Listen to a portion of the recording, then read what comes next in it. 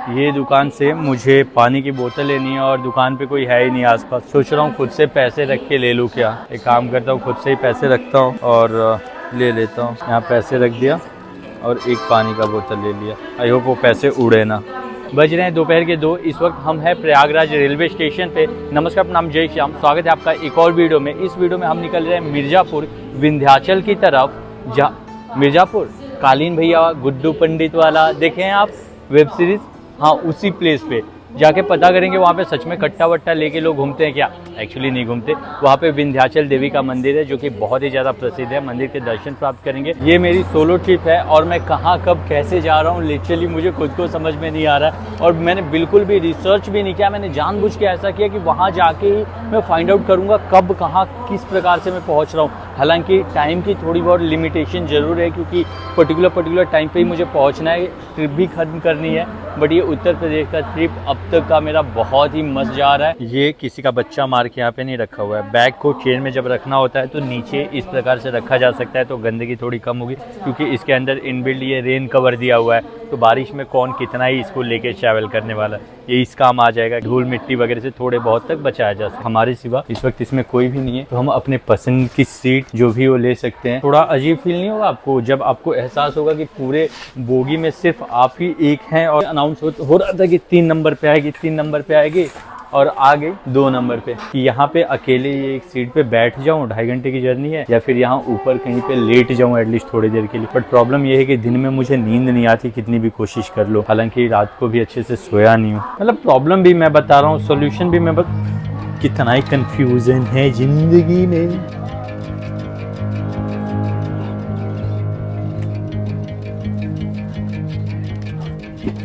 लगभग 2-2.25 घंटे का सफ़र बीत चुका है और अभी मैं कहूँगा ट्रेन में इक्के दुक्के लोग ही नज़र आ रहे हैं हर एक कंपार्टमेंट। और गांव के बस नज़ारे देखते हुए आगे की ओर बढ़ते चले जा रहे हैं। एक व्यक्ति को मैंने देखा ट्रेन बीच में रुकी हुई थी, ट्रेन से उतर के गए बाहर वॉशरूम करके आए, सुसु करके आए। अंदर के वॉशरूम बहुत गंदे हैं वैसे तो। खेत खलियान, खेल के मैदान, कहले रहर के खेत, सरसों के खेत, गेहूँ के खेत, वो नॉस्टैल्जिया वाला फीलिंग होता है कि इतनी सारी खेतों में भागा करते थे हम। रेल नीर, इसके पानी की क्वालिटी में थोड़ी गिरावट मुझे महसूस हो रही है। 2-3 दिन से पिछले पी रहा हूँ और मुझे अब तो मार्क नहीं लग रहा है।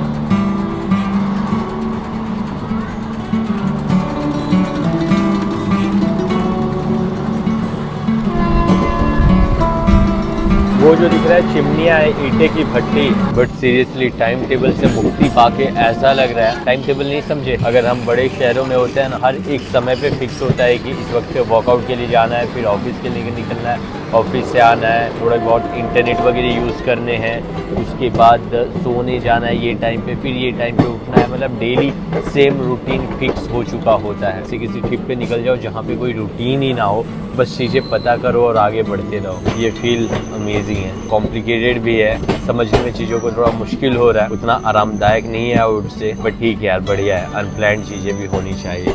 और ये देखिए सामने के घर गवर्नमेंट द्वारा फ्री में दी हुई घरें हैं क्या ये? I am confuse, I don't know. तो कुछ इनके घरों में इक्के दुक्के लोग रह रहे हैं और कुछ ऐसे ही खराब हुए पड़े। इनफैक्ट जिसमें रह भी रहे कुछ भी किया नहीं गया है काम वाम, बस ऐसे खराब से पड़े हुए हैं वो। पर अच्छे खासे बहुत सारे घर यहाँ पे लाइन से बनाए हुए हैं ऐसे। ये वाले नल को हम सरकारी नल बोलते हैं, गवर्नमेंट इन्हें लगवाती है। बाकी दूसरा वाला चप्पा कल होता है। किसी भी जगह पे तो रुका है ये ट्रेन आगे तक गई है। रेलवे स्टेशन है, क्या नाम है इसका, गौपुरा। किसी रैंडम से रेलवे स्टेशन पे जब मैं छोटा था और ट्रेन वगैरह रुक जाया करती थी, उस वक्त एक चीज जहन में आता था कि यार ये गांव कैसे होते होंगे। इन गांव में जाता हूँ ना, एक बार देखता हूँ, चेकआउट करता हूँ, लोगों से मिलता हूँ, इनकी संस्कृति को समझता हूँ। बचपन में वो चीजें ध्यान में रहा करती थी कि यहाँ की जिंदगी को एक्सप्लोर करना है कुछ दिन के लिए और उसके बाद अपने गाँव चला जाएगा। पर सीरियसली रैंडम से ऐसे रेलवे स्टेशन किसी गाँव के मुझे बहुत पसंद आते हैं। और साथ ही ऐसे विंडोज जो इमरजेंसी गेट वाले होते थे, ये मिल जाए तो क्या ही कहने। पर ये बचपन में मिला नहीं करता था इतनी आसानी से, और गलती से कभी मिल गया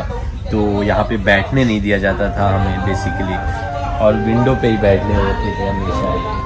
और आज देखो सारी ट्रेनें खाली और मुझे 2-4 लोग आगे हैं हल्ला किए हुए, बाकी सब तो खाली पड़ी हुई है। और ये पैसेंजर ट्रेन है बाय द वे।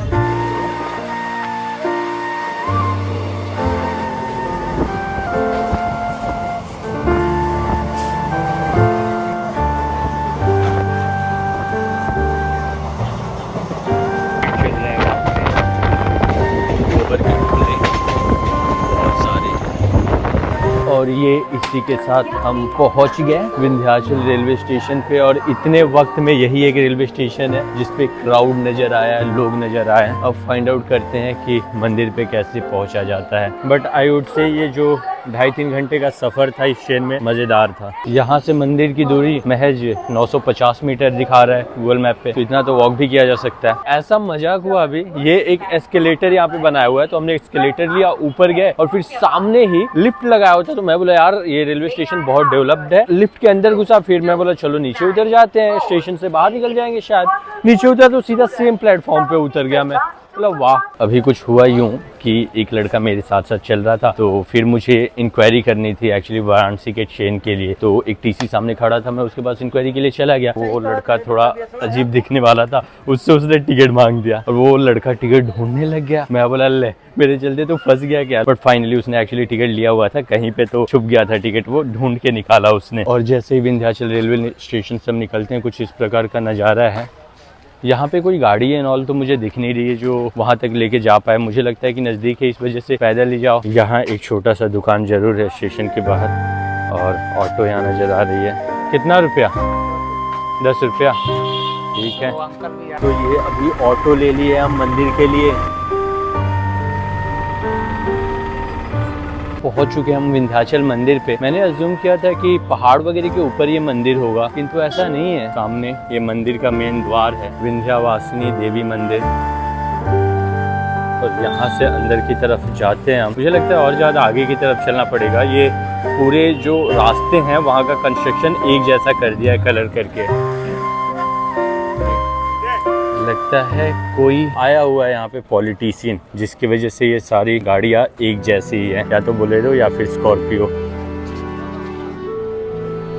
अभी जिनका आपने तस्वीर देखा वो दर्शन के लिए आए हुए हैं स्वतंत्र देव सिंह हैं। वो उत्तर प्रदेश सरकार में कैबिनेट मिनिस्टर हैं और बीजेपी के पूर्व अध्यक्ष भी रह चुके हैं उत्तर प्रदेश के। इस वक्त वो उत्तर प्रदेश सरकार में जल शक्ति विभाग में कैबिनेट मिनिस्टर हैं। मुख्य द्वार अभी भी यहाँ पे कार्यक्रम शुरू है। प्रसाद हमने ले लिया, माला वगैरह है और मंदिर के प्रांगण में है इस वक्त हम। वो एक था और ये भी एक दूसरा द्वार है मंदिर में आने के लिए। रिसर्च मैंने नहीं किया था, बिल्कुल भी सर्च भी नहीं किया था इंटरनेट एंड ऑल पे मंदिर के बारे में। मैं बिल्कुल यही समझ के चल रहा था कि पहाड़ वगैरह चढ़ना पड़ेगा थोड़ा, उसके बाद मंदिर आएगा। इसका द्वार है ये छोटा सा।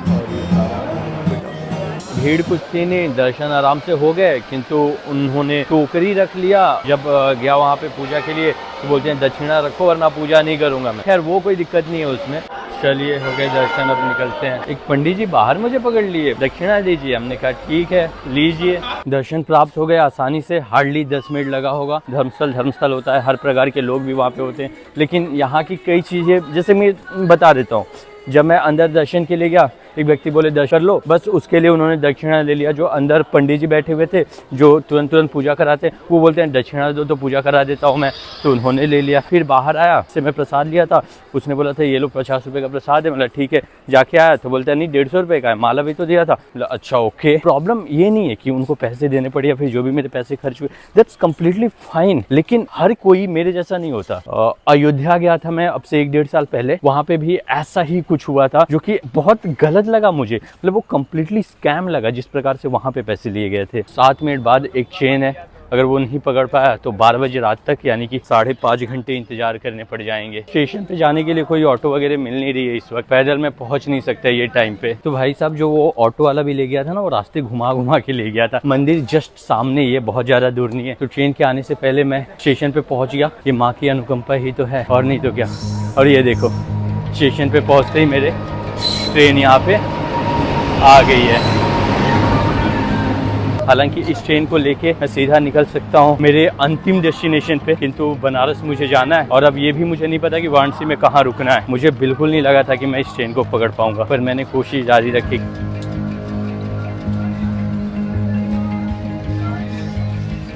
बैठ जाओ यहाँ पे। चलिए आप कह रहे हैं तो बैठ ही जाते हैं, मतलब इससे बेटर और क्या ही होगा। ये वाला सीट भी मिल गया साइड का। तो अभी मेरे मन में एक बात है कि बैठने के सीट्स तो खैर है ही, क्यों ना सो के चला जाए। तो एक सोने वाला भी सीट मैंने ढूंढ लिया, ये देखो खाली सा है। और ये ब्लॉग में अभी आप बने रहिए, मैं वाराणसी पहुंच के कहाँ रुक रहा हूँ, कैसे रुक रहा हूँ, क्या कुछ एक्सपेंसेस वहाँ पे आ रहे हैं, वो सारी डिटेल्स भी आपको दे दूँगा।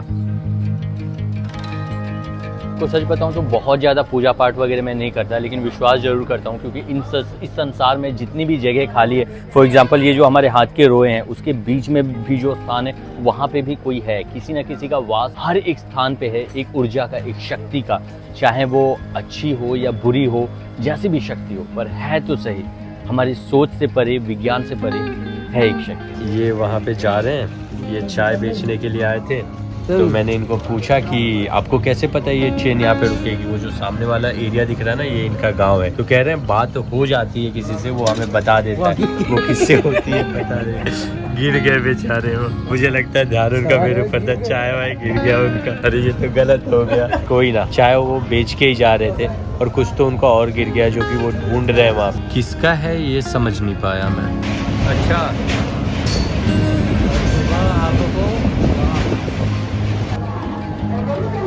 तो जी फाइनली हम पहुंच गए वाराणसी रेलवे स्टेशन पे। अब देखते हैं डोरमेट्री मिलने के क्या चांसेस हैं। दिख तो रहा है यहाँ पे डोरमेट्रीज एंड रेस्ट रूम।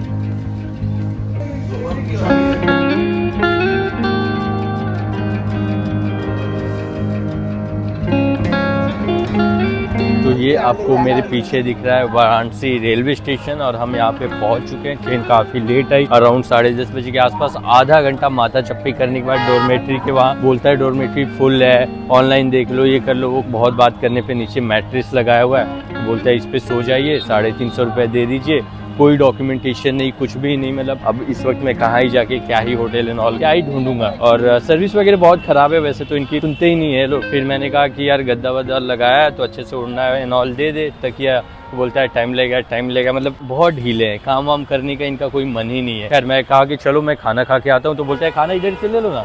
बोला अच्छा गर्म किया हुआ, तो हंस रहा है। सामने वैसे लिट्टी चोखा दिख रहा है लेकिन बहुत टाइम का मुझे लगता है बना हुआ है। ये आ गया हमारा खाना। वैसे जहाँ पे मैंने खाना खाया वो एक मारवाड़ी का ढाबा ऐसा कुछ लिखा हुआ था, बहुत ही घटिया क्वालिटी का खाना था, बहुत ही ख़राब, पैसे ज़्यादा थे खाने के हिसाब से जो भी थे, अजीबोगरीब था यार, बहुत ही ज़्यादा। जो भी है मैंने सोचा था कि थोड़ा ढंग का एटलीस्ट घर के खाने जैसा कुछ तो मिल जाए। अभी मैं जाता हूँ यहाँ पे सोने, जो आपने डोरमेट्री देखी उसी में, डोरमेट्री भी नहीं दिया है, वही जो एक बेड दिया हुआ है मुझे, उस बेड पे ही सोने।